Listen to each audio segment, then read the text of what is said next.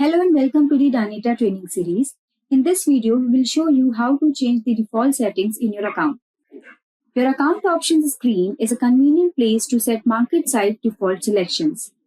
Choices that you see when you create crosstabs, data views, charts, and dashboard will appear here, as well as settings for the variables page. Note that making changes to your default settings does not affect other MarketSight users, nor will it change previously made items in any way. To see your account options, click on your name in the upper right corner. In the options, you will see different tabs and their default settings. For example, in the General tab, you will find the formats for date and numbers. Under the variables, you will see two different tabs, Basic and Display. MarketSight will use the basic settings as the default display option for the variables page. For best load times, we recommend you show between 200 and 500 variables per page.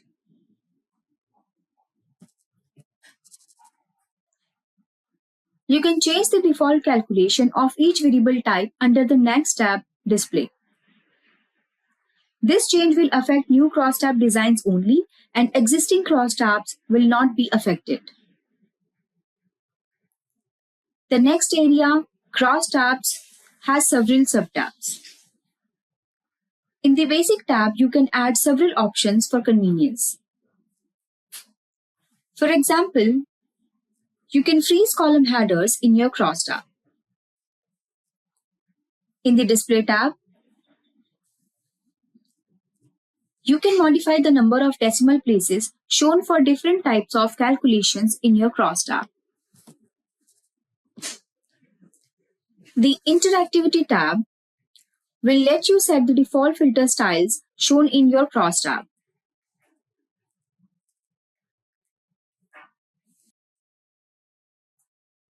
From the Statistics tab, you can adjust the default confidence level,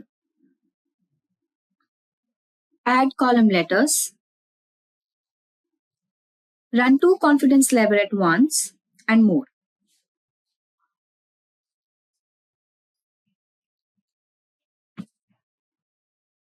You can also include a table of contents in your crosstab export files using this setting from the Export tab.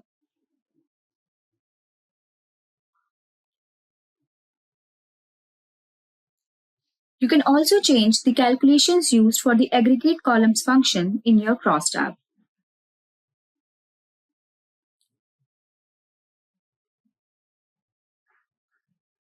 The Charts tab also has many subtabs for different visualization options.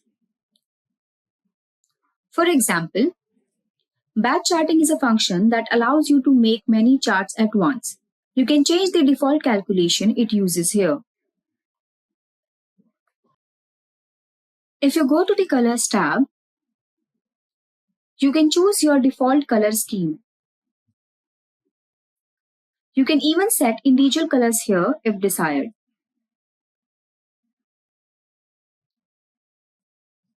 The Interactivity tab will let you set the default filter style shown in your chart, such as the position and colors.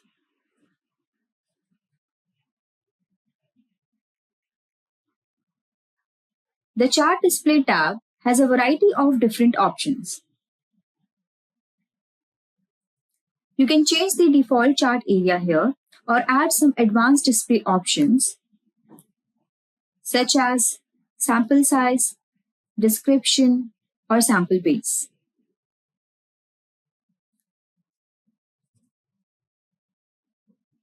Subsequent tabs, such as Axis tabs, allow for additional formatting option.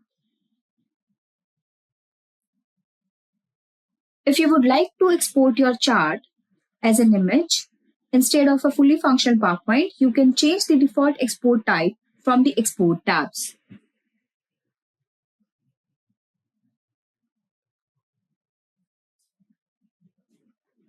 You can add word frequency and word cloud to your word clouds here.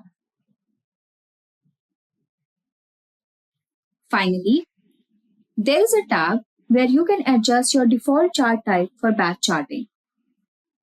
Try changing the Select Chart Type drop-down to By Row Variable Type to select different charts for different kinds of variables.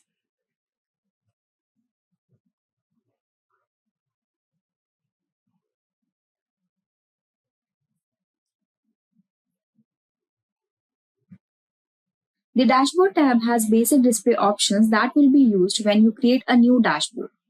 For example, you can set the default height and width of the dashboard page.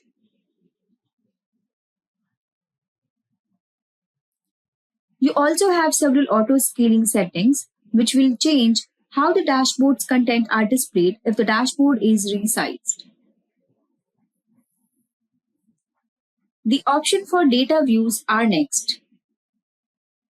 You can adjust the default number of rows per page or other options here.